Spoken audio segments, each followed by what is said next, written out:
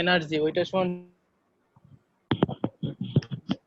হচ্ছে sir root M square c4 plus P square C square. Sir এটা sir কিভাবে আসছে স্যার? আচ্ছা, বলছিলাম যে এটা একটা আছে, মানে এটা একটা কমপ্লেক্স একটা ক্যালকুলেশন আছে। তো তোমাদের কারো যদি দরকার হয় তাহলে আমি একটা বইয়ের নাম বলছিলাম। আচ্ছা, আমি বইটা দিতে ভুলে গেছি, তাই আমি ওটা দিয়ে দিবনি।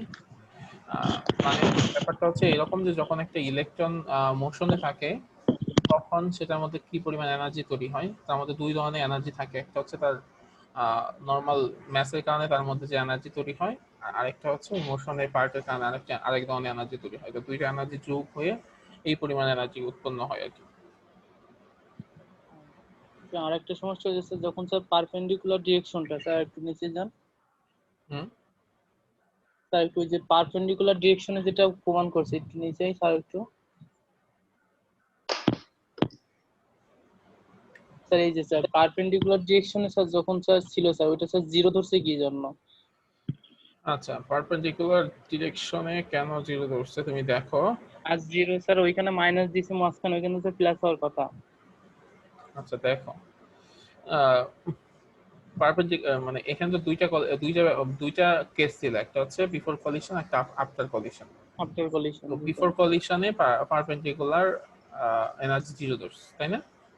তো দেখো, বিফোর কলিশনে কি কোনো ধরনের ভেক্টর ইফেক্ট আছে? পারপেন্ডিকুলার দিকে কোনো ধরনের এনার্জি আছে? না স্যার, এখানে তো কোনো এনার্জি নাই। তো এই জন্য বিফোর কলিশন হচ্ছে ওই পারপেন্ডিকুলার এনার্জি জিরো। আর আফটার কলিশন দেখো মাঝখানে কেন মাইনাস এসছে। এই যে এইটা একটা পারপেন্ডিকুলারের মোমেন্টাম, এটা হচ্ছে পারপেন্ডিকুলার একটা মোমেন্টাম, তাই না? জি স্যার। তো এই দুইটা যদি পারপেন্ডিকুলার ডিরেকশনে দুইটা মোমেন্টাম হয়, এটার ডিরেকশন উপরের দিকে, এটা ডিরেকশন নিচের দিকে, তাইলে কি প্লাস হবে না মাইনাস হবে? স্যার আমি স্যার এক একটা পারপেন্ডিকুলার ভাবে হিসাব করছি না, মানে আমি একটা মনে করেন একবার উলম্ব বরাবর, একটা হলো আনুভূমিক বরাবর, যে দুইটা হিসাব করছি স্যার। উপরেরটা যখন স্যার মানে যেটা স্যার উপরের দিকে ধরছে যে এটা, তখন তো স্যার ওখানে প্লাস দিছে, কিন্তু পরেরটা নিচেরটা ক্ষেত্রে মাইনাস দিছে। হ্যাঁ, তাই তো ব্যাপারটা, এখানে তো তাই করছে, একটা প্লাস ধরছে একটা মাইনাস ধরছে। আর তুমি নিচেরটাকেও প্লাস ধরতে পারো, উপরেরটাকে মাইনাস ধরতে পারো, একই কথা, আলটিমেটলি একই রেজাল্ট আসবে। স্যার এখানে কি ডিরেকশন তো নিজেরা ধরে নিতে হবে নাকি ওইখানে নিয়ম অনুযায়ী করতে হবে? মানে নিয়ম হচ্ছে যে তুমি যদি একটা ক্যালকুলেশন করার সময় যে কোনো একদিকের ডিরেকশনকে প্লাস ধরো, তার উল্টা দিকের ডিরেকশনকে মাইনাস ধরবে, ঠিক আছে? এটা এখন তোমার উপর ডিপেন্ড করবে যে তুমি উপরেরটা প্লাস ধরবা না নিচেরটা প্লাস ধরবা। কিন্তু তুমি যদি উপরেরটা প্লাস ধরো সবগুলাই উপরেরটা প্লাস ধরতে হবে, তুমি যদি নিচেরটা প্লাস ধরো সবগুলাই নিচেরটা প্লাস ধরতে হবে। আর বিফোর কলিশন দেখো, বিফোর কলিশনে কোনো এই টাইপের কিছু নাই, মানে বিফোর কলিশন কোনো ধরনের মোমেন্টাম, পারপেন্ডিকুলার ডিরেকশনে কোনো মোমেন্টাম ছিল না, যার কারণে এটা শূন্য।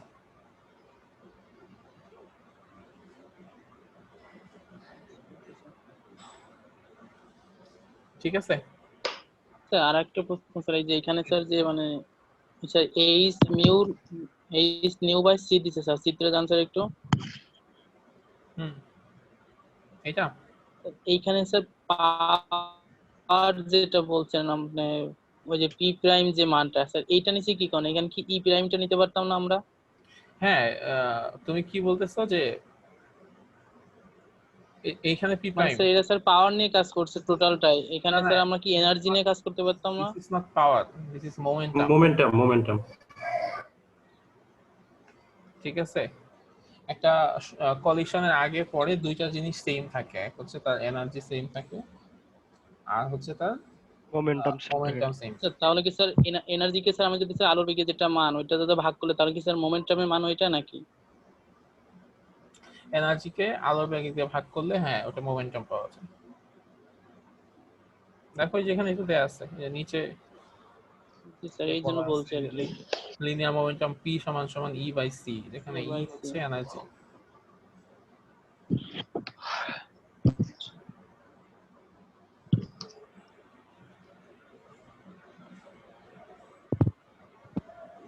আর কোনো কোশ্চেন এটা নিয়ে?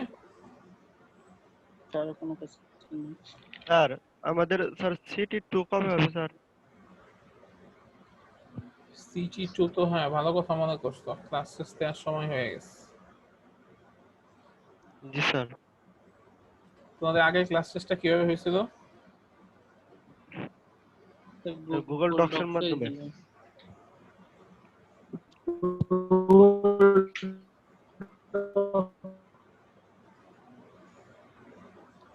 আচ্ছা তাহলে তো এটা নিতে হয় হচ্ছে আর এটা কিভাবে নেবেন স্যার? ভাইবা নাকি? ভাইবা নেই তাইলে, ভাইবা যদি নিতে হয় তাহলে যে এই পর্যন্ত নেওয়া যায়। সিলেবাস মিডের পর যতটুকু পড়াইছেন হ্যাঁ মানে ফটো ইলেকট্রিক ইফেক্ট আর কম্পন ইফেক্ট এই দুইটার উপরে এই ভাইবা। দুইটার উপর ভাইবা হবে। হ্যাঁ এই দুইটার উপর ভাইবা নেওয়া যায়। Okay sir. স্যার স্যার ডেট যে যে প্রমাণটা আলোচনা করতেছেন স্যার, ওটা থেকে কি প্রশ্ন ধরবেন? হ্যাঁ এটা তো একটু বড় লাগছিল এই জন্য।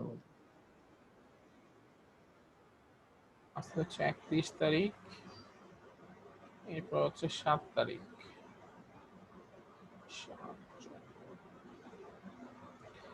তাহলে এই ভাইবা কবে দিবা? 7 তারিখে দাও। তো সামনের মঙ্গলবারে না সামনের মঙ্গলবার বলতে পরশু দিন। স্যার? আজ, ও সরি, আজকে তো সোমবার, সামনের সোমবারে নিন স্যার। হ্যাঁ সেটাই বললাম, সেটাই বলুন স্যার। সামনের সোমবারে 7 তারিখ। ঠিক আছে, ওইটাই ভালো হবে। তোমাদের সিআর আসছে? স্যার স্যার মুন্না তুমি একটু ভাই এখনই হচ্ছে গুগল ক্লাসরুমে লিখে দাও যে সামনের হ্যাঁ সামনের 7 তারিখে আমাদের সেকেন্ড ক্লাস টেস্ট, টপিক হচ্ছে ফটো স্যার ইলেকট্রিক ইফেক্ট আর কম্পন ইফেক্ট। স্যার আমি একটু আগের ক্লাস টেস্ট নিয়ে একটা কথা বলতে চাচ্ছিলাম স্যার। হ্যাঁ বলো। স্যার আমরা যখন স্যার একটা অঙ্ক স্যার করি, স্যার উত্তর ভুল গেলেও মানে তিনের মধ্যে স্যার মানে 2 পাই। তো স্যার আমাদের তো এই কুইজে সুযোগটা ছিল না। ধরুন যে রাফে ঠিক করছি কিন্তু উত্তরটা একটু ভুল হয়ে গেছে, তার ওখানে আমাদের 3-0 পাইছি। আর ওখানে মানে অনেক কম নাম্বার পাইছি আমরা অনেকে। তো স্যার এই ক্লাস টেস্টটা যাতে একটু সহজ হয় স্যার, ভালো হয় একটু দেখেন। ভাইভা যেরকম হয় সেভাবেই হবে, ঠিক আছে? জি স্যার। মানে এমনি নিয়ম না, যদি অঙ্কটা ভুল হয় আর রাফটা মানে বাকিগুলো ঠিকঠাক থাকে তাহলে তো স্যার 3-2 বা 1 দেয়, কিন্তু এই সুযোগটা আমরা স্যার আগেরবার পাইনি কুইজে। কুইজ আবার অনেক কিছু সহজ পাইছো না, মানে এমসিকিউ স্যার পাইছো অনেকে অ্যান্সারটা হয়তো। স্যার 3-0 পেয়ে গেছি, অথচ 3 হয়তো 2 পাইতাম বা 1 পাইতাম। না না সেটাই তোমাকে বলতেছি, কুইজে হয়তো তুমি ম্যাথে 3-2 এর জায়গায় মানে 3 যেখানে 2 পাইতে সেখানে 0 পাইছো। কুইজে এরকম এরকম হতো আছে, 4টা অপশন দেওয়া ছিল, কেউ হয়তো জানে না কিন্তু একটা অপশন দাগাইছে হয়ে গেছে। জি স্যার। তাইলে মানে প্লাসে মাইনাসে দুইটাই আসতো। জি স্যার, কিন্তু ওগুলো স্যার 3 নাম্বার, ওগুলো তো স্যার 1 নাম্বারের ছিল। হ্যাঁ এরকম হইতেই পারে, ওগুলো তো মানে তোমার ম্যাথ ছিল তো মাত্র 2টা, বাকি সবই তো ছিল তোমার ওইসব। স্যার হ্যাঁ স্যার, বুঝছি স্যার। স্যার স্যার হ্যালো হ্যাঁ হ্যাঁ বলো। স্যার, আমাদের স্যার ভাইবা নেওয়ার সময় ভাইবার শিডিউলটা যদি স্যার আগে দিতেন, আপলোড করে দিলে আমাদের সুবিধা হইতো। দেখো কখনকার ভাইবার ভাইবা ভাইবার ব্যাপারটা তোমরা বোঝো, ভাইবাতে একজনকে নিতে 5-6 মিনিট করে লাগে। তো তোমাদের ক্লাসে কারা কারা আছে সেটাও তোমরা জানো। এখন প্রত্যেকের জন্য যদি আমার মানে ওইরকম টাইম ফিক্স করে দিতে হয় যে 10টা 15-এর আগে তুমি আসবা না, তাহলে ব্যাপারটা খুব পেইনফুল হয়ে যায়, তাই না?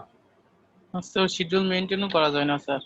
আর শিডিউল সবসময় কি মেনটেন করা যায়? অনেক সময় তোমাদের দেখা যাচ্ছে কেউ অনেক সময় উপস্থিত থাকে না, সে দেখা যাচ্ছে পরবর্তীতে আসে আবার। তারপর তোমাদের কারণে এটা সমস্যা হয়, সে পরে দাও, কারণ অনেকের কোনো ক্লাস থাকে, এটা থাকে সেটা থাকে, সে আগে দেয়। তো ওইভাবে ভাইবার টাইমটা মেনটেন করা যায়। আমি কিছুদিন আগে একটা ভাইবা দিছি, ভাইবার টাইম ছিল হচ্ছে 3টায়, আমি ভাইবা দিতে গেছি হচ্ছে 1টার দিকে। সেই ভাইবা আমি দিছি কয়টায় জানো? কয়টায়? রাত 9:15। স্যার এতক্ষণ লাগছে কেন স্যার? এখন যেখানে ভাইবা দিতে গেছি ওদের ব্যস্ততা ছিল, ওরা মানে ওদের ভাইবার শুরুর টাইম হচ্ছে 3টায়, আমার সিরিয়াল পর্যন্ত আস্তে আস্তে রাত 9টা বাজছে। ভাইবা গুলো এরকমই হয়। আমরা যখন ডিপার্টমেন্টে আগে ভাইবা দিতাম, আমাদের একটা কোর্স ভাইবা হইতো, সেই ভাইবা শুরু হইতো 9টার সময়, তো ভাইবা শেষ হইতো হচ্ছে বিকেল 4টার সময়। তো যারা বুঝতো যে আমাদের তো পড়ে, তারা হয়তো দুপুরে পড়ে আসতো, 12:30 1টার দিকে আসতো। আর যাদের ভাইবা মনে হতো না সকালবেলাতে হয়ে যাবে, ওরা ঠিকই যে 9টা বা 9টার দিকে চলে আসতো। যাদের ভাইবা, যারা জানতো যে তাদের ভাইবা সবার শুরুতে হবে, যেমন আমার ভাইবা প্রথম 4-5 জনের মতো হয়ে যেত। সো আমার ওইরকম প্রিপারেশন নিয়ে আসা লাগতো, মানে 9টার আগে আমি চলে আসতাম। সো এই জিনিসগুলো তো তোমরা নিজেরাও বুঝতে পারো, অনেকগুলো ভাইবা দিছো, তোমাদের রোল কার পরে কে ভাইবা দাও এটা তো জানো, যে মানে রুল অনুযায়ী যেহেতু ভাইবা হয়, সো ওইভাবে তোমরা একটু করে নিতেই পারো।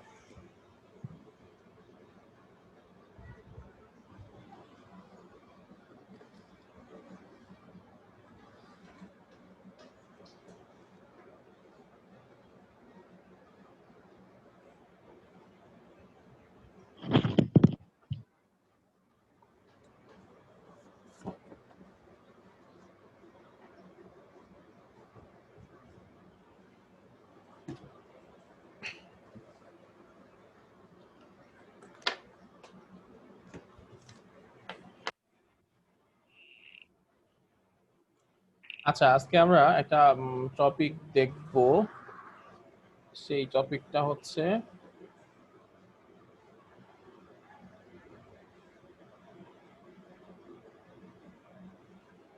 আচ্ছা যে টপিকটা দেখবো সেই টপিকের নাম হচ্ছে কি, এর আগের দিন আমরা যেটা দেখছিলাম, এই যে ফিগার থেকে দেখো, এর আগের দিন দেখছিলাম যে একটা কম্পন স্ক্যাটারিং এর সময় একটা ইলেকট্রন একদিকে স্ক্যাটার হয়ে যায়, একটা ফোটন একদিকে স্ক্যাটার হয়ে যায়। তো আগের দিন আমরা যেটা দেখছি যে ফোটন স্ক্যাটার হইলে ফোটনের ওয়েভলেন্থের পরিবর্তনটা কেমন হয় সেটা আমরা দেখছিলাম। তো আজকে আমরা যে জিনিসটা দেখার চেষ্টা করব সেটা হচ্ছে কি, যে একটা ইলেকট্রন যদি স্ক্যাটার্ড হয় সেই ইলেকট্রনের কি অবস্থা হয়। মানে আমরা বললাম যে স্যার হ্যাঁ বলো। স্যার আচ্ছা স্যার, ওই যে ফোটনটা স্যার ইলেকট্রনের স্যার দিলে সংঘর্ষ হলে সবসময় কি ওয়েভলেন্থের বাইরে যাবে, কোনো সময় কমবে না? দেখো যে একটা স্থির থাকা অবস্থা একটা ইলেকট্রনকে এসে যদি একটা ফোটন ধাক্কা দেয়, এবং ফোটন ইলেকট্রন যদি স্থির থেকে গতিশীল হয়, বা যে ইলেকট্রনের কোনো শক্তি ছিল না সেই ইলেকট্রনকে যদি ফোটন এসে কোনো শক্তি দেয়, তাহলে কি কোনোভাবে ফোটনের শক্তি বাড়ার সম্ভাবনা আছে? নাই। ফোটনের যদি শক্তি বাড়ার কোনো সম্ভাবনা না থাকে, তাহলে ফোটনের ওয়েভলেন্থ বাড়ার কি কোনো সম্ভাবনা থাকবে? না। তার মানে সব, এই সরি, ফোটনের ওয়েভলেন্থ কমার তো কোনো সম্ভাবনা থাকবে? কমবে। জি স্যার, কমার কারণে, কারণ ব্যস্তানুপাতিক মানে সম্পর্ক। এনার্জি সবসময় কমবে, এনার্জি কমা মানে কি ওয়েভলেন্থ সবসময় বাড়বে। ওয়েভলেন্থ বাড়বে। হ্যাঁ। আর আরেকটা জিনিস আমরা দেখি যে ওই যে ইলেকট্রন যেটা, সেই ইলেকট্রন হচ্ছে নতুন একটা এনার্জি পায়, মানে নতুন একটা কাইনেটিক এনার্জি পায়। তো আমাদের এখন একটু দেখতে হবে যে ইলেকট্রন আসলে কি পরিমাণ কাইনেটিক এনার্জি পায়। এই জিনিসটা আমাদের আজকের দেখার বিষয়, যে ইলেকট্রনের কাইনেটিক এনার্জি পরিমাণটা আসলে কত হয়। আচ্ছা, তো এখন খেয়াল করো যে ফোটন একটা শক্তি নিয়ে আসতেছিল, ইলেকট্রনের সাথে ধাক্কা খাইলো, ধাক্কা খাওয়ার পরে ফোটন শক্তি হারাইলো আর ইলেকট্রন কিছু শক্তি পাইলো। এখন আমি যদি ইলেকট্রনের শক্তি বের করতে চাই, তাহলে কি করতে হবে? কি করলে আমরা ইলেকট্রনের শক্তি পাইতে পারি? স্যার আমাদের মোট যে ফোটনের যে শক্তি ছিল মানে স্ক্যাটার হওয়ার আগে আর পরে যে শক্তিটা হয়েছে ওই দুইটা বিয়োগ করলে তো আমাদের ওইটা পাবো। দ্যাট মিন্স ফোটনের আগে যে শক্তি ছিল আর পরে যে শক্তি হয়েছে, এই দুইটাকে যদি আমরা বিয়োগ করি, তাহলে আমরা ইলেকট্রনের শক্তিটা পেয়ে যাব। তার মানে, এবং ইলেকট্রনের যে শক্তি পাবো সেটা ইলেকট্রনের kinetic energy. So kinetic energy of this recoil electron কি হবে? ফোটনের আগে শক্তি ছিল এইচ নিউ, আর ফোটনের পরে শক্তি হলো এইচ নিউ প্রাইম। তো দ্যাট মিন্স এটা হচ্ছে কার kinetic energy of the recoil electron. তো এখন আমরা এখান থেকে এই দুইটা মান বের করতে হবে। তো আমাদের কাছে তো কোনো কিছু মানই নাই, মানে নিউ এর মানও নাই, নিউ প্রাইমের মানও নাই। তো আমরা তাইলে কি করতে পারি, আমরা তাইলে একটা কাজ করতে পারি যে কম্পটন স্ক্যাটারিং এর ক্ষেত্রে ওয়েভলেন্থের চেঞ্জের যে ফর্মুলা আছে সেই ফর্মুলা ইউজ করে একটু দেখতে পারি যে কোনো ব্যবস্থা করা যায় কিনা। তো সেই ফর্মুলা কি ছিল, lambda prime minus lambda H by MC 1 minus cos theta. তো এই অবস্থা ছিল, তাই না? আচ্ছা, তো আমরা এখানে দেখি একটু কোনো কাহিনী করা যায় কিনা। আচ্ছা, ল্যামডা মানে কি? ল্যামডা মানে সি বাই নিউ, তাই না? তাই কি ল্যামডা মানে সি বাই নিউ লেখা যায়? কি বলো, লেখা যায় কিনা? আচ্ছা রাইট স্যার। আচ্ছা, এটা হবে সি বাই নিউ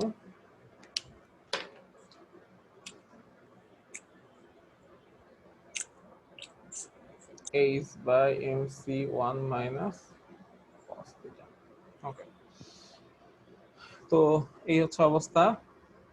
এখন দেখো এখান থেকে চাইলে আমি কি করতে পারি, সি কে কমন নিতে পারি। সি কে যদি কমন নেই তাহলে জিনিসটা কি হবে, সি সমান সমান 1 by H nu 1 by nu সমান সমান M C 1 minus cos theta. দেখো আমাদের মেইন টার্গেট হচ্ছে এইচ নিউ বা এইচ নিউ প্রাইম এইসবের মান বের করা, ঠিক আছে?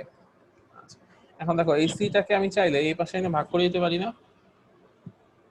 এই সিটাকে এই পাশে যদি আমি ভাগ করে দেই তাহলে কি হবে, 1 by H by MC square 1 minus cos theta. Okay, তো এই অবস্থা হইল।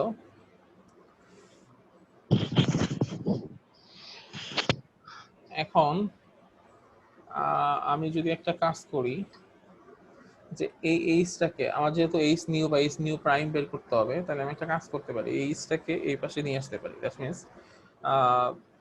উভয় পক্ষে এইচ দ্বারা আমি ভাগ করে দিতে পারি। তো উভয় পাশে যদি এইচ দ্বারা ভাগ করি, আমি উপরের লাইনগুলোকে মুছে ফেললাম।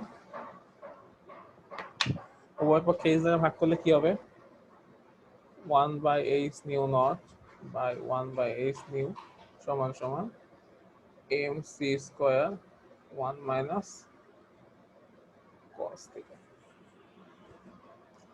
ঠিক আছে? স্যার এইচটাকে কি দুই পাশে ভাগ দেওয়া হয়েছে নাকি? হ্যাঁ, এইচটাকে দুই পাশে ভাগ করে দিচ্ছি।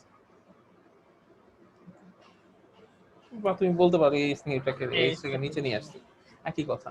ঠিক আছে, অ্যাকচুয়ালি নিচে তো আর আনা যায় না, এটা আসলে ভাগই করতে হয়।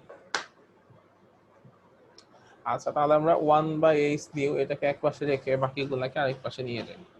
তাহলে কি হবে, 1 by H nu plus 1 by MC square 1 minus cos theta.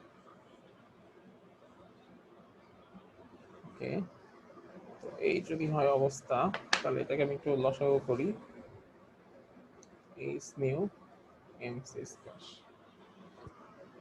তাহলে এখানে লসাগু করলে হবে square plus H nu 1 by H nu prime. তো আমরা শুধু এইচ নিউ এর কি হবে, শুধু এইচ নিউ প্রাইম কি হবে, এটা উল্টে যাবে। তাহলে H new MC square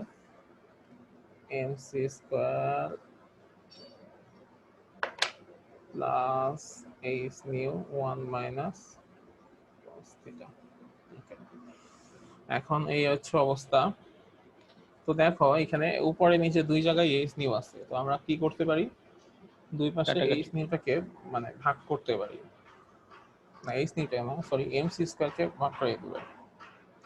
MC স্কয়ারকে যদি ভাগ করে দেই, উপরে এমসি স্কয়ার ভাগ দিব, নিচে এমসি স্কয়ার দিয়ে ভাগ দিব, তাহলে কি থাকবে, উপরে থাকবে শুধু এইচ নিউ, আর নিচে দ্যাট মিন্স এখানে এমসি স্কয়ার দিয়ে ভাগ করে দিছি, এইখানে একটা এমসি স্কয়ার দিয়ে ভাগ করে দিছি, এইখানে একটা এমসি স্কয়ার দিয়ে ভাগ করে দিচ্ছি, তাহলে এখানে এটা কাটা যাবে, এটাও কাটে গিয়ে 1 হবে, আর এখানে হবে H nu by MC square 1 minus cos theta. ঠিক আছে, আর এখানে এইচ নিউ কে ভাগ দেন কেন স্যার? আচ্ছা আমাদের আলটিমেটলি এইচ নিউটা লাগবে, কেন লাগবে আমাদের যদি দেখো এটা কি ছিল, কে ই সমান সমান H new minus H nu prime. তার মানে আমরা সবকিছু যদি এইচ নিউ বা এইচ নিউ প্রাইমের কাছাকাছি নিয়ে আসতে পারি তাহলে আমাদের ক্যালকুলেশন দেখতে সুবিধা হবে। ঠিক আছে, তো যার কারণে আমি ফাইনালি যে রেজাল্টটা আনলাম সেই রেজাল্টটা কি ছিল, H nu plus 1 minus H new MC square 1 minus cos theta. এটা তো এই যে এই টার্মটা একটু ঝামেলা করতেছে বলতে বড় একটা টার্ম, এটা নিয়ে যদি আমি ফার্দার ক্যালকুলেশন করতে চাই সববার এত বড় জিনিস লেখা একটু কষ্ট হয়ে যায়।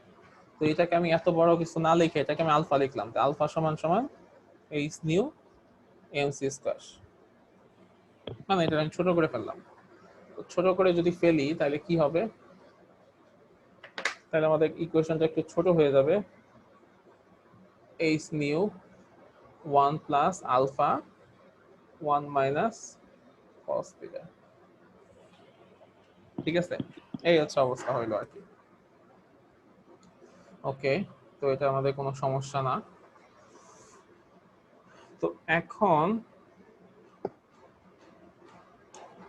যেটা হইতে পারে, তো এইটা তো আমি পাইলাম, যেখানে আমি জানি আলফা সমান সমান কি, আলফা সমান সমান H nu M E C square, এটা আমরা জানি।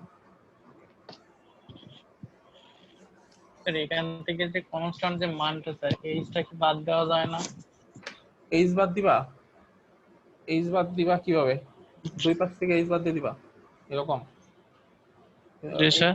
বাদ যাবে না, এই যে এখানে 1 বাই এইচ চলে আসবে, এখানে 5 বাই এইচ চলে আসবে, মানে এক জায়গায় এইচ আসবে। আর এইচ বাদ দিয়ে আমাদের আসলে কোনো লাভ নাই। আমরা আসলে কি বের করতে যাচ্ছি তোমাদের একটু দেখাই, কেন এইচ বাদ দিয়ে আমার কোনো লাভ নাই। আমরা বের করবো কাইনেটিক এনার্জি কে ই সমান সমান H new minus H nu prime, তাই তো?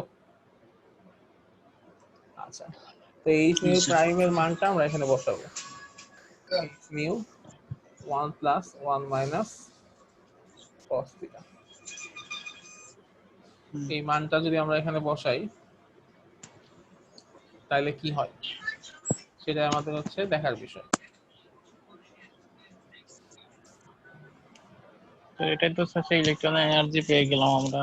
ইলেকট্রন এনার্জি পেয়ে গেলাম, তো আমরা যেটা পাইছি মোটামুটি ভালোই পাইছি।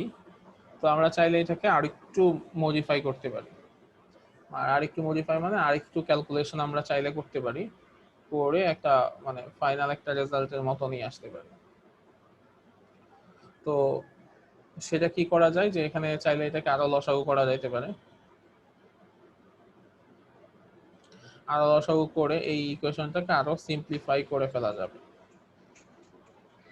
ঠিক আছে, আচ্ছা সিম্পলিফাই কিভাবে করি, এইচ নিউটা যেহেতু কমন আছে কমন নিয়ে ফেলি, তাহলে 1 minus 1 by 1 plus alpha 1 minus cos theta.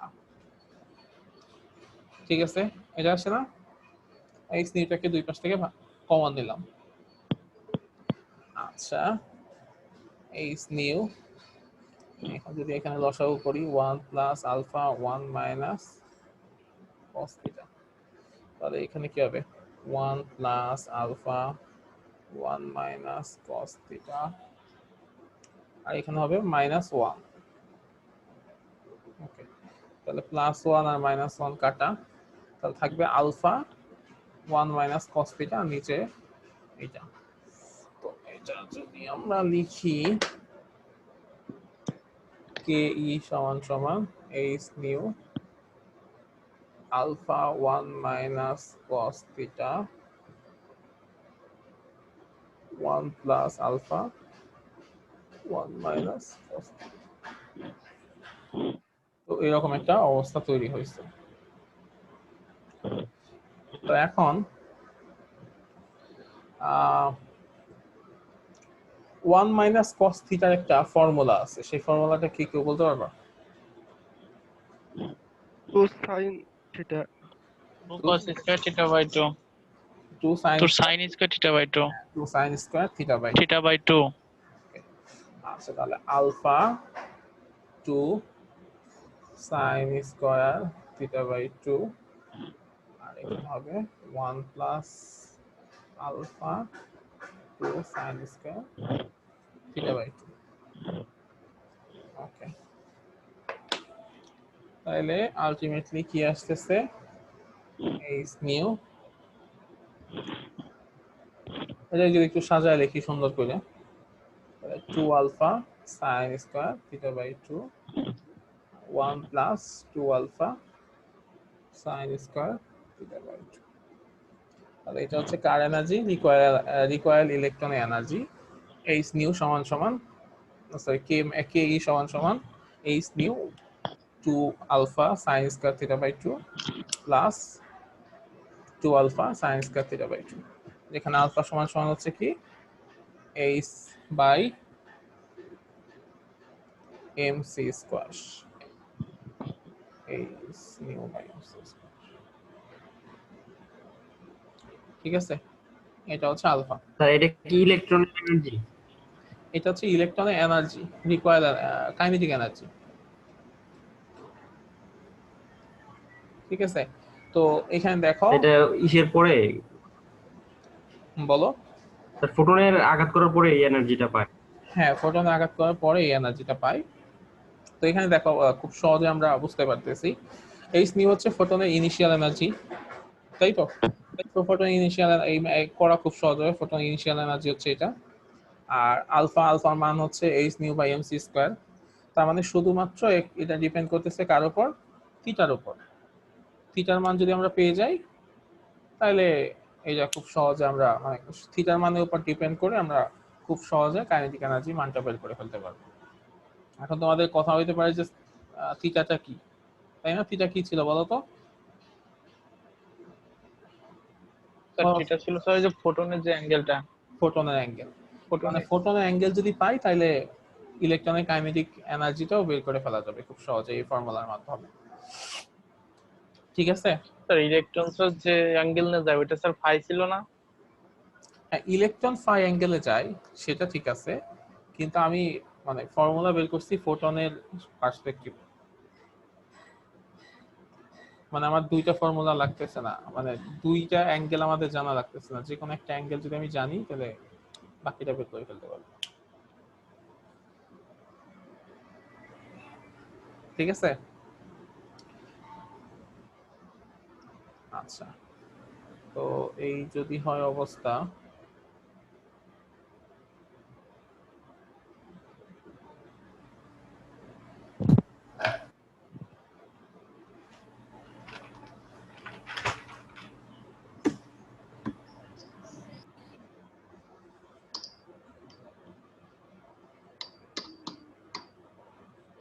আচ্ছা এখন তোমরা এই যে এই 3 নাম্বার ম্যাথটা করতে পারবা?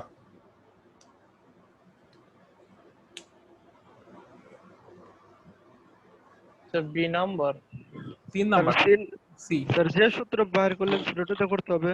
হ্যাঁ, The kinetic সূত্র energy. বাইর করলাম, এই সূত্র দিয়ে করতে হবে। এখন ধরো কারো এই সূত্র মনে নাই, সেক্ষেত্রে সে কি করবা? মনে নাই থাকতে পারে কারো, তাই না?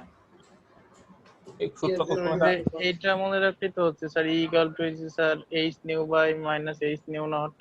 হ্যাঁ এক্স্যাক্টলি এইটা মনে রাখলেই হবে যে E is equal to h nu minus h nu not. তারপরে কি করব? তারপর হচ্ছে ব্যাপারটা এরকম করব, দেখো বললাম যে তোমাদের একজন একটু আগে করছে,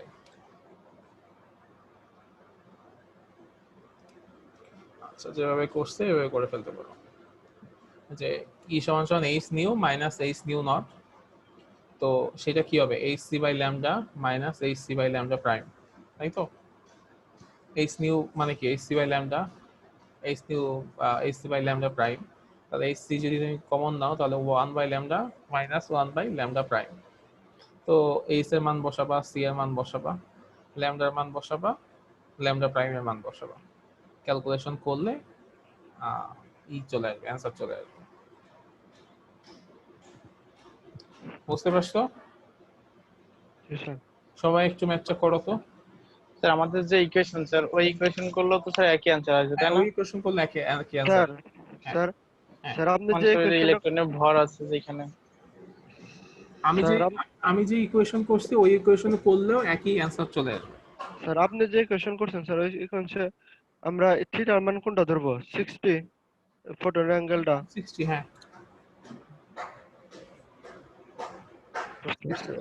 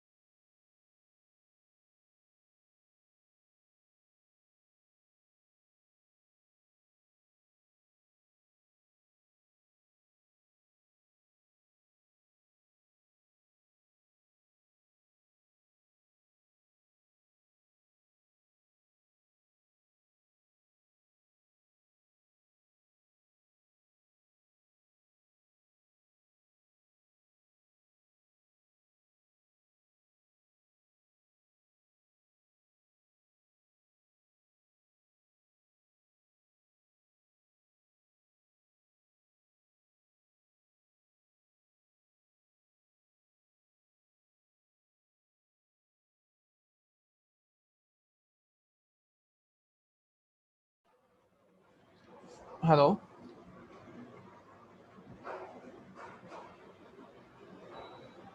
স্যার জি স্যার। হ্যাঁ স্যার শুনতে পাচ্ছি। পারতেছ তো ম্যাথটা?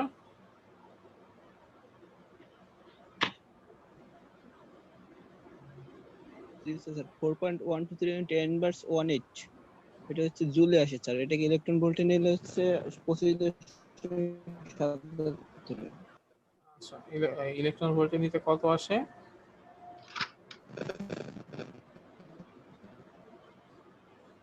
25.7। হ্যাঁ, 25.77 ইলেকট্রন ভোল্ট। হ্যাঁ, ঠিক আছে অ্যান্সার।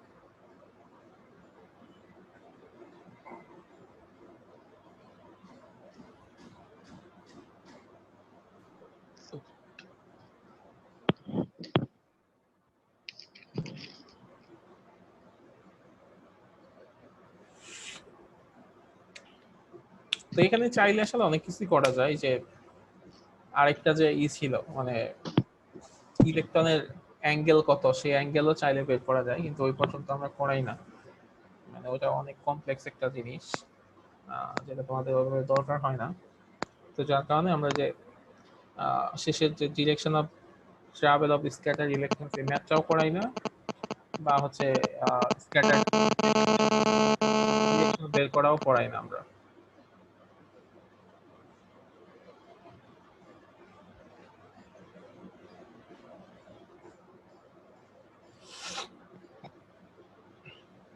বাকিদের কি অবস্থা হয়েছে?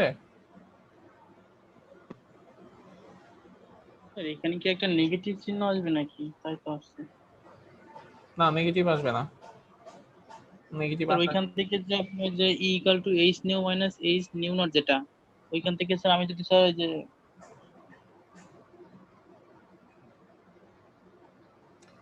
নেগেটিভ আসার কোনো সম্ভাবনা নাই।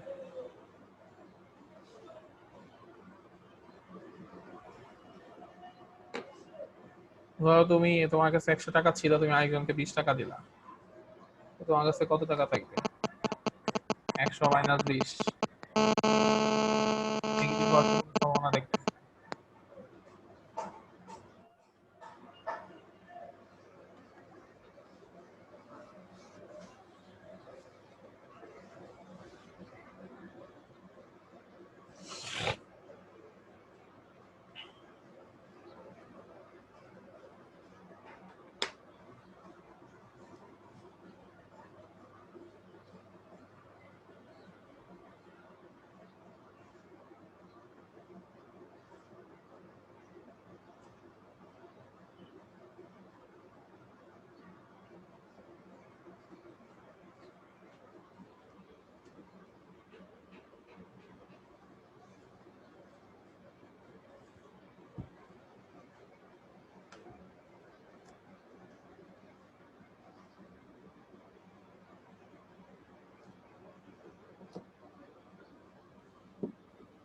Sir 25.75 electron volt.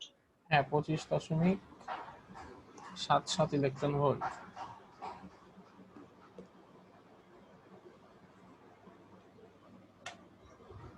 না স্যার, আমি বলছিলাম ওই যে স্যার আমাদের যে এনার্জিটা স্যার, ওই যে এইচ নিউ মাইনাস স্যার, এই যে এইচ নিউ নট, ওইখান থেকে আমাদের ওয়েভ লেন্থ প্রাথমিক অবস্থায় যেটা ছিল ওইটা স্যার কম ছিল না, মানে পরে যেটা যে মানে এটা হয়েছে ওয়েভ লেন্থটা যেটা হয়েছে ওইটা স্যার বাড়ছে না। হ্যাঁ, স্যার যদি স্যার বাড়ে স্যার, তাহলে স্যার এখানে যদি আমি কম থেকে বড়টা যদি বিয়োগ করি তাহলে কি এটা মাইনাস চিহ্ন আসার কথা না, তাই বলছিলাম। তো ল্যামডাটা নিচে নিচে না। জি স্যার, নিচে। হ্যাঁ, হ্যাঁ, 1/2 এটা বড় না 1/10 বড়? 1/2 বড় তো। তাইলে যেহেতু ওটা নিচে, তো তার মানে যেটা নিচে যদি বড় থাকে সেটা ছোট হয়ে যায় না? স্যার আমরা কোন ওয়েভলেন্থটা ব্যবহার করবো স্যার? দুইটাই তো লাগবে এই ম্যাথে। এটা স্যার বুঝতেছি না কোনটা ইউজ করবো। ল্যামডার মান একটা ল্যামডা তো ল্যামডা 2 4 হচ্ছে একটা ল্যামডা হচ্ছে কলিশনের আগের ওয়েভলেন্থ, আর ল্যামডা প্রাইম হচ্ছে মানে কলিশনের 2। পরের ওয়েভলেন্থ। ও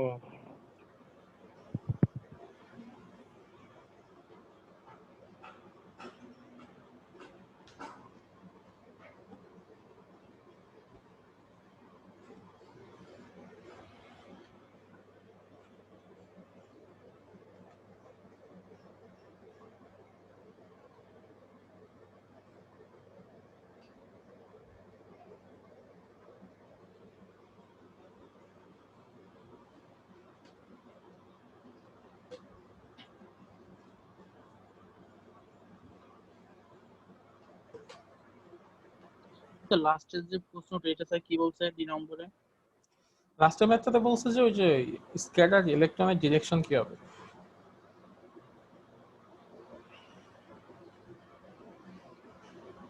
ডিরেকশন কি হবে বলতে মানে নেগেটিভ পজিটিভ এমন কিছু? না, ওই যে ফায়ার ফায়ার অ্যাঙ্গেলটা, ফায়ার কি ইলেকট্রন ফায়ার অ্যাঙ্গেলে স্ক্যাটার হয় না,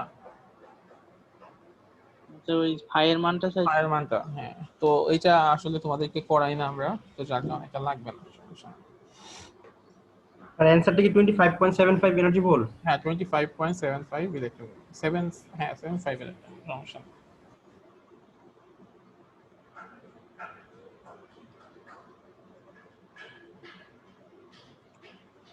আচ্ছা, এটা যদি তোমাদের কনফিউশন না থাকে তাহলে আমরা সামনের দিকে যাই। জি স্যার, পরের চ্যাপ্টারে যাই। আচ্ছা, এরপর হচ্ছে রেডিও অ্যাক্টিভিটি। রেডিও অ্যাক্টিভিটি নিয়ে কে কি জানো বলো তো? রেডিও অ্যাক্টিভিটি তেজস্ক্রিয়তা, তো কি তেজস্ক্রিয়তাটা কি আসলে? কোন একটা অ্যাটমের তেজস্ক্রিয়তা। হ্যাঁ, স্যার কোন একটি অ্যাটম নিয়ে তো স্যার কিছু একটা। আর কি তেজস্ক্রিয়তা কেন হয় সেটা বলতো। তার নিউক্লিয়াস থেকে স্যার বিভিন্ন ধরনের রশ্মি বের হয়, আলফা বিটা গামা, এর জন্য তার প্রতিনিয়ত তার অবস্থান পরিবর্তন করে থাকে। স্যার নিউক্লিয়াস এনার্জি গুলো স্যার হয়ে যায়, বাইরে হয়ে যায়। আচ্ছা, এটা আমরা তো কুলম্বস ল তেজস্ক্রিয়তা। পড়ছিলাম তাই না? কুলম্বস ল এর একটা জি স্যার। লিমিটেশন ছিল, লিমিটেশনটা কি ছিল? নিউক্লিয়াসের ভিতর স্যার এই যে নিউক্লিয়াসের মধ্যে যে প্রোটনগুলো থাকে এগুলো কেন মানে রিপেল করে না কেন? ওনার অনুযায়ী রিপেল করার কথা। এখানে অনেকগুলো পজিটিভ চার্জ থাকা সত্ত্বেও স্যার এখানে কিচ্ছু হয় না, মানে ওইটা ভাঙে না। তো ওটা ভাঙে না কেন? ভাঙে না কেন? তার নিউক্লিয় বলের কারণে। আচ্ছা, সবল নিউক্লিয় বলের কারণে, তাই তো? জি স্যার। আচ্ছা, তো এখন কথা হচ্ছে যেটা, যে সবল নিউক্লিয় বলের কারণে যেহেতু এই কাহিনী হয়, তো এখন ধরো সবল নিউক্লিয় বল ওকে সাহায্য করে, ওটাকে নিউট্রালাইজ করে আর কি, যাতে কোনো ঝামেলা না হয়। আচ্ছা, এখন যদি এমন হয় যে ওই প্রোটনের সংখ্যা অনেক বেশি বেড়ে গেছে, প্রোটনের সংখ্যা এত বেড়ে গেছে যে ওই সবল নিউক্লিয় বল আর হচ্ছে ওটাকে নিউট্রালাইজ করতে পারতেছে না, তখন কি হবে?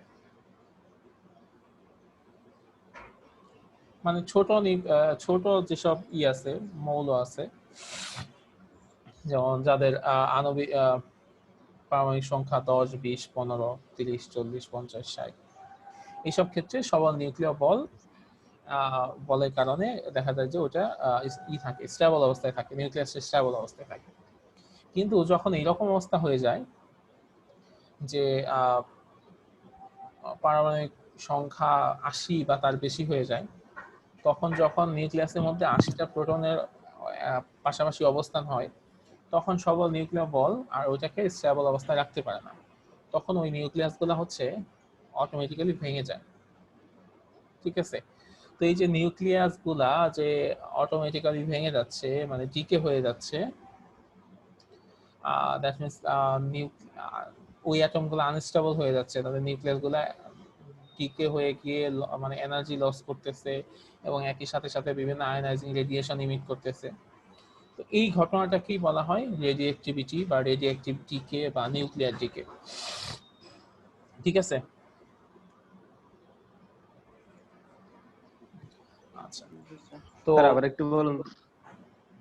বললাম যেটা, সেটা হচ্ছে যে নরমাল যখন থাকে অনেক কম,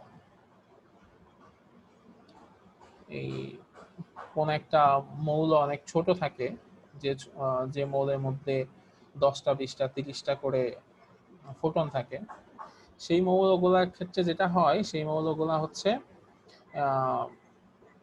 ওই সবল নিউক্লিয়ার বল ওটাকে হচ্ছে নিউট্রালাইজ করে বা ট্যাকেল দেয়, যেন হচ্ছে ওই নিউক্লিয়াসটা ভেঙে না যায়। যখন এই প্রোটনের সংখ্যা অনেক বেড়ে যায়, বেড়ে গিয়ে 80 হয়ে যায় বা 80-র বেশি হয়ে যায়, তখন সবল নিউক্লিয়ার বল ওই ব্যাকআপটা দিতে পারে না। তো যেহেতু ব্যাকআপ দিতে পারে না, তখন নিউক্লিয়াসগুলো ভেঙে যায়। নিউক্লিয়াসগুলো যখন ভেঙে যায়, তখন অ্যাটমগুলো আনস্টেবল হয়ে যায় এবং নিউক্লিয়াস ভেঙে এনার্জি বের হয়, এবং এনার্জি বের হয় কিভাবে? কিছু রেডিয়েশন বের হওয়ার মাধ্যমে, আয়নাইজিং রেডিয়েশন বের হয়। তো এই যে নিউক্লিয়াসগুলো যে স্পন্টেনিয়াসলি ইমিট করতেছে বিভিন্ন রেডিয়েশন এবং এনার্জি লস করতেছে, ভেঙে যাচ্ছে, ডিকে হয়ে যাচ্ছে, এই ঘটনাটাকেই বলা হয় রেডিওঅ্যাক্টিভিটি বা রেডিওঅ্যাক্টিভ ডিকে বা নিউক্লিয়ার ডিকে, বিভিন্ন নাম বলা হয় আর কি। ঠিক আছে? এবং এরা হচ্ছে 3 ধরনের আয়নাইজিং রেডিয়েশন ইমিট করে। একটা হচ্ছে alpha particles, beta particles, gamma particles. এই 3 ধরনের আয়নাইজিং রেডিয়েশন ইমিট করে। অনেক সময় কনভার্সন ইলেকট্রনও ইমিট করে।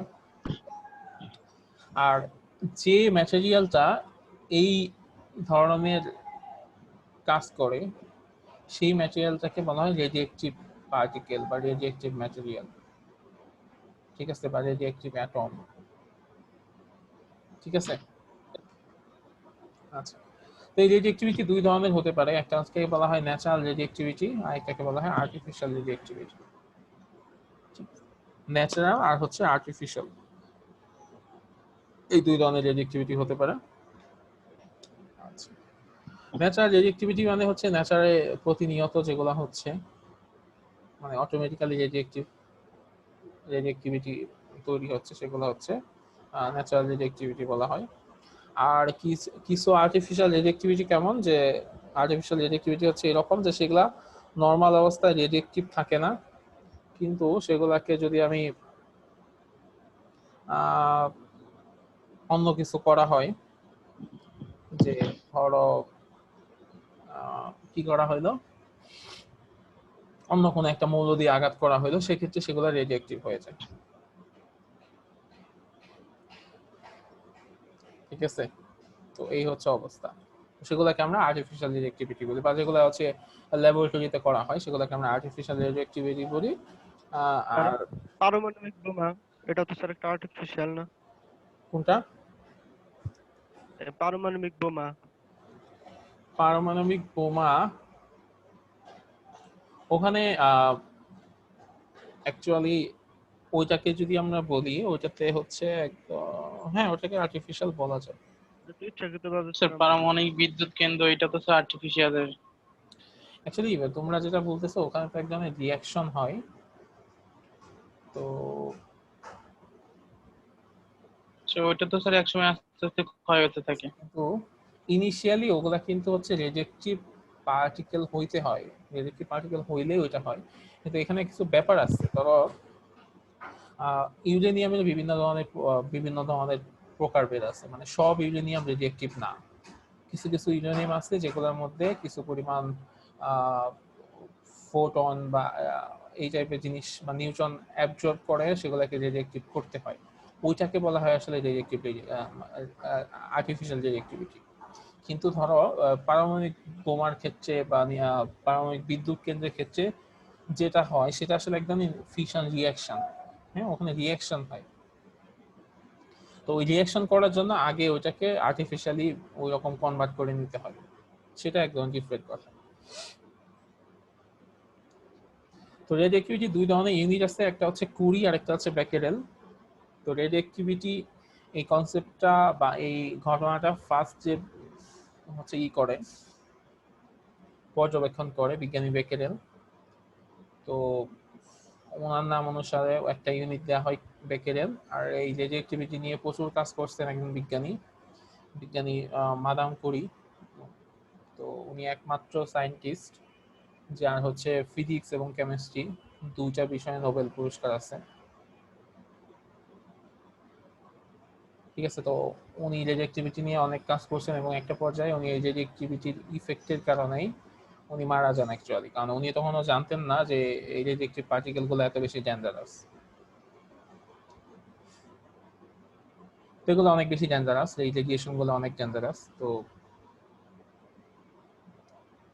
এটা তো একসময় জানা ছিল না। সো দেখো বিজ্ঞানের যাদের অবদান তাদের কিন্তু হচ্ছে মানে অনেক স্যাক্রিফাইস করতে হয়েছে এইসবের জন্য, ইভেন লাইফটাও স্যাক্রিফাইস করে দেওয়া হয়েছে। সো যেসব এলিমেন্টস গুলা পেরিওডিক টেবিলে অনেক হায়ার উপরের দিকে মানে হেভিয়ার এলিমেন্ট যেগুলো আসলে পেরিওডিক টেবিলে, ওগুলো নর্মালি রেডিয়েশন এক্সিবিট করে এবং নর্মালি ন্যাচারালি ওগুলোর মধ্যে হচ্ছে এই ধরনের রেডিয়েক্টিভিটি হয়, ওগুলাকে আমরা ন্যাচারাল রেডিয়েক্টিভিটি বলি। আবার কিছু আর্টিফিশিয়াল ট্রান্সমুটেশনের মাধ্যমে কিছু টেকনিক অ্যাপ্লাই করে কিছু করা হয়, ওগুলাকে আমরা যে আর্টিফিশিয়াল রেডিয়েক্টিভিটি বলি বা ইনডিউসড রেডিয়েক্টিভিটি বলি। একটা রেডিয়েক্টিভ ডিকের সময় কি হয়, যে এটা একটা হেভি নিউক্লিয়াস, কি হতে পারে, ইউরেনিয়াম টাইপের হতে পারে। তো এরকম একটা হেভি নিউক্লিয়াস, তো এটার মধ্যে এটা হচ্ছে কি করবে, স্পন্টেনিয়াস ডিকে করবে। স্পন্টেনিয়াস ডিকে করার পরে তিন ধরনের ইমিশন বের হবে, আলফা পার্টিকেল, বিটা পার্টিকেল আর হচ্ছে গামা পার্টিকেল। তো তিন ধরনের ইমিশন হয়, আলফা, বিটা, গামা। তো এই ধরনের তিন ধরনের ইমিশন হবে, ঠিক আছে। আর সাথে কিছু কনভার্সন ইলেকট্রন বের হইতে পারে, আর হচ্ছে নিউট্রন বের হয় অনেক সময়। তো নরমালি তিন ধরনের আয়নাইজিং রেডিয়েশন হয়, আলফা পার্টিকেল, বিটা পার্টিকেল আর গামা পার্টিকেল। এখন আমাদের একটু জানতে হবে যে আলফা, বিটা, গামা এই তিন ধরনের জিনিস আসলে কি, বা এগুলা কেমনে, কি অবস্থা, এদের কাহিনী কি। তো আলফা পার্টিকেল, বিটা পার্টিকেল আর গামা পার্টিকেল, এই তিন ধরনের পার্টিকেলের কাহিনী কি, জিনিসটা একটু বুঝতে হবে, বা কোনটাকে আলফা বলে, কোনটাকে বিটা বলে, কোনটাকে গামা বলে, এগুলোর বৈশিষ্ট্যগুলো কি কি। আলফা পার্টিকেল মানে হচ্ছে সেটা হচ্ছে হিলিয়াম নিউক্লিয়াস থেকে যদি আমরা দুইটা ইলেকট্রন বের করে দেই তখন তার যে অবস্থা হবে সেটাকে আমরা বলবো আলফা পার্টিকেল। হিলিয়ামের নিউক্লিয়াস থেকে যদি দুইটা ইলেকট্রন বের করে দেওয়া হয় তাহলে যে অবস্থা হয় সেটা হচ্ছে আলফা পার্টিকেলের মতো অবস্থা। আর বিটা বের করে নিলে তো স্যার এখানে কিছু থাকবে না কোনো ইলেকট্রন। হ্যাঁ স্যার দুইটা ইলেকট্রন যদি বের করে নেওয়া হয় তাহলে তো এখানে কোনো ইলেকট্রনই থাকবে না। কেন থাকবে না?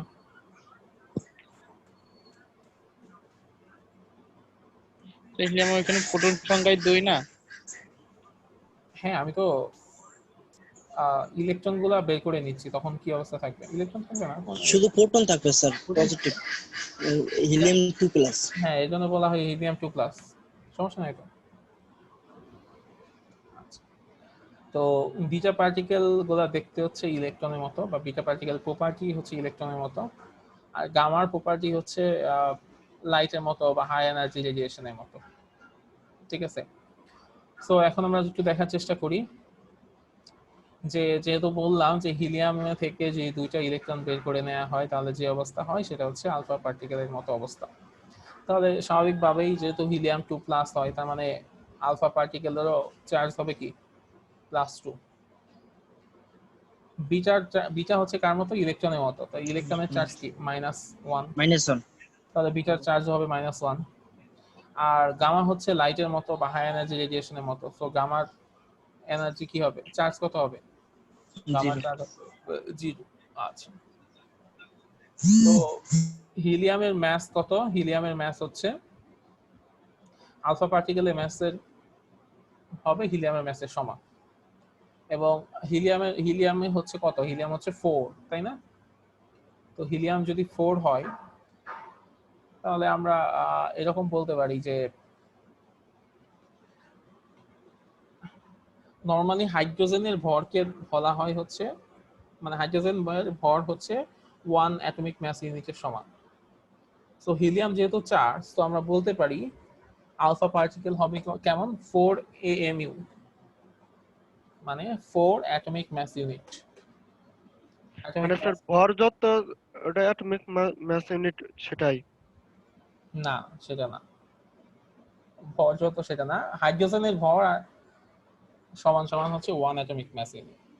স্যার ঠিক আছে, সো হাইড্রোজেনের ভর যদি 1 অ্যাটমিক মাস ইউনিট হয়, সো যার পারমাণবিক সংখ্যা যত, পারমাণবিক ভর যত, তার সাথে ওটা গুণ করতে হবে, হাইড্রোজেনের ভর গুণ করতে হবে। দেখো ওই যে 1 অ্যাটমিক মাস ইউনিট যেটা, সেটাকে তুমি 4 দিয়ে গুণ করো তাহলে হবে 6.67 × 10⁻27।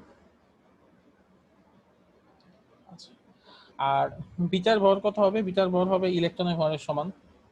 ইলেকট্রনের ভর কত? স্যার 1 AMU কি স্যার যে কার্বন 12 পরমাণুর 1/12 অংশ না?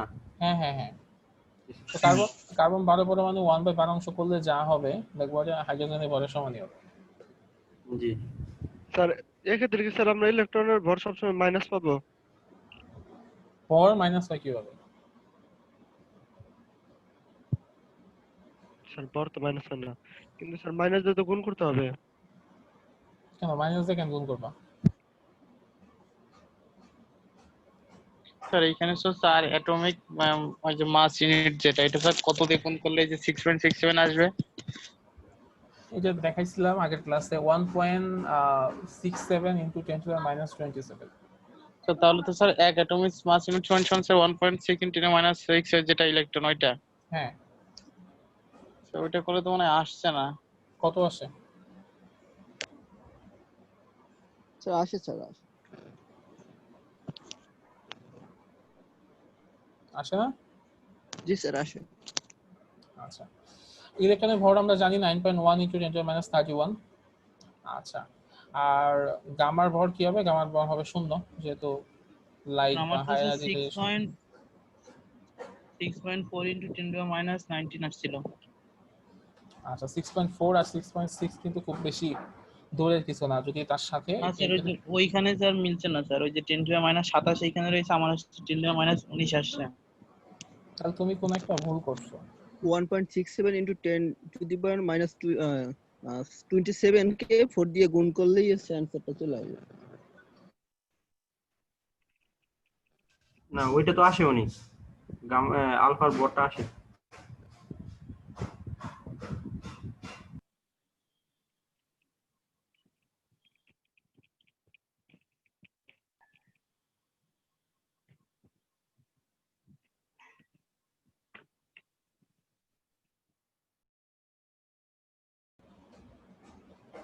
আচ্ছা, সো গামার ম্যাস হবে 0 স্বাভাবিকভাবেই। আচ্ছা, তো ভেলোসিটি কার কেমন হবে? স্বাভাবিকভাবেই যে মোটা মানুষ সে দৌড়াইতে পারে কম, যে চিকন মানুষ যে দৌড়াইতে পারে বেশি। ঠিক আছে, সো এখানকার যার কোনো ভর নাই তার মানে তার ভেলোসিটি হবে সবচেয়ে বেশি। তাহলে সবচেয়ে বেশি ভেলোসিটি হবে কার? গামার, কারণ ও হচ্ছে লাইটের মতো, তো ওর ভেলোসিটি হবে লাইটের ভেলোসিটির সমান। তো এরপরে ভর কার? সেটা হচ্ছে বিটা। তো বিটার ভরও খুব কম, সো বিটার ভর হবে লাইটের ভেলোসিটি খুব কাছাকাছি। আর আলফা হচ্ছে অনেক মোটা, ঠিক আছে, সো আলফার ভর হবে হচ্ছে লাইটের ভেলোসিটি 10/1 ঠিক আছে। তো সবচেয়ে বেশি ভর হচ্ছে গামা, তারপর হচ্ছে বিটা, তারপর হচ্ছে আলফা।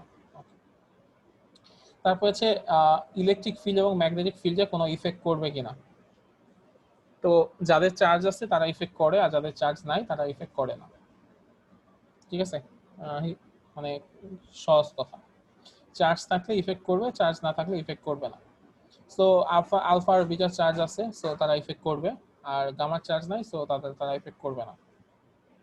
স্যার চার্জের পরিমাণ তো স্যার তাহলে ডিফারেন্ট হবে, মানে আলফা বিটার। আচ্ছা, ওইটা আমি দেখাচ্ছি চার্জের পরিমাণের কারণে কি ডিফারেন্ট হয়। আচ্ছা, চার্জের পরিমাণ তো ডিফারেন্ট, যে বললামই, একটা হচ্ছে +2 ইউনিট, আর একটা হচ্ছে -1 ইউনিট।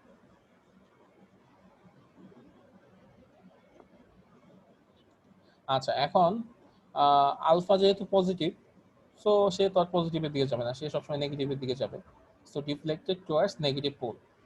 আর বিটা যেহেতু নেগেটিভ, সে তো আর নেগেটিভের দিকে যাবে না, সে যাবে পজিটিভের দিকে, so deflected toward positive pole. আর গামা তো কোনো ধরনের ডিফ্লেক্ট হয় না। আচ্ছা, তো এখন এই ফটোগ্রাফিক প্লেট বা জিঙ্ক সালফাইড প্লেটে ইফেক্ট করবে কিনা সেটাও ডিপেন্ড করবে চার্জের উপর। যাদের চার্জ আছে তারা ইফেক্ট করবে, যাদের চার্জ নাই তারা ইফেক্ট করবে না। যাদের চার্জ বেশি তারা বেশি ইফেক্ট করবে, যাদের চার্জ কম তারা কম ইফেক্ট করবে। সো আলফার চার্জ সবচেয়ে বেশি, সো সে সবচেয়ে বেশি এফেক্ট করবে, ঠিক আছে, এফেক্টেড মোর দেন বিটা গামা। বিটার চার্জ হচ্ছে এরপরে, so beta is less, effect হবে লেস। আর গামার হচ্ছে কি, গামার চার্জ একেবারেই নাই, সো ওখানে কোনো ধরনের ইফেক্টই হবে না। এরপর হচ্ছে পেনিট্রেটিং পাওয়ার, ভেদন ক্ষমতা কার কত বেশি। তো যার ভেলোসিটি বেশি তার ভেদন ক্ষমতা বেশি, সো ভেলোসিটি বেশি কার? সবচেয়ে বেশি ভেলোসিটি হচ্ছে গামার। গামার, আর সবচেয়ে কম হচ্ছে আলফা। গামার স্যার, আচ্ছা, আলফার। আলফার হচ্ছে সবচেয়ে কম, সো পেনিট্রেটিং পাওয়ার আলফা হচ্ছে কম। তারপরে বিটার পেনিট্রেটিং ভর পাওয়ার, বেশি হলে ভেদন ক্ষমতা কম হয় না? হ্যাঁ, ভর বেশি হলে বেদন ক্ষমতা কম হয়। আলফার ভর বেশি না সবচেয়ে, জি স্যার। তো আলফার বেদন ক্ষমতা হচ্ছে সবচেয়ে কম। জি স্যার। তারপরে কি করবে, তারপরে হচ্ছে বিটার বেদন ক্ষমতা হচ্ছে আলফার চাইতে 100 গুণ। আর গামার বেদন ক্ষমতা হচ্ছে সবচেয়ে বেশি, আলফার চাইতে 10,000 গুণ। ঠিক আছে, এই হচ্ছে আমাদের মোটামুটি আলফা বিটা গামার টাইম। সরি।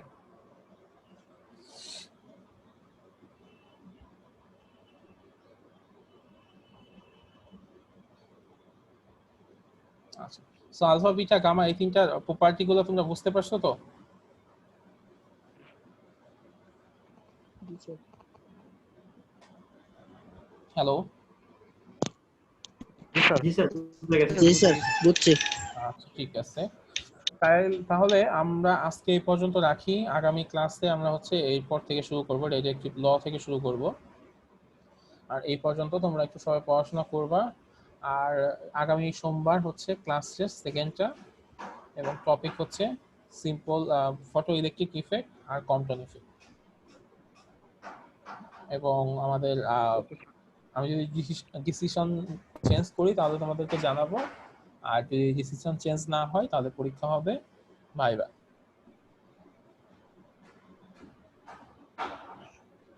ঠিক আছে স্যার। ঠিক আছে? জি স্যার। আচ্ছা ঠিক আছে।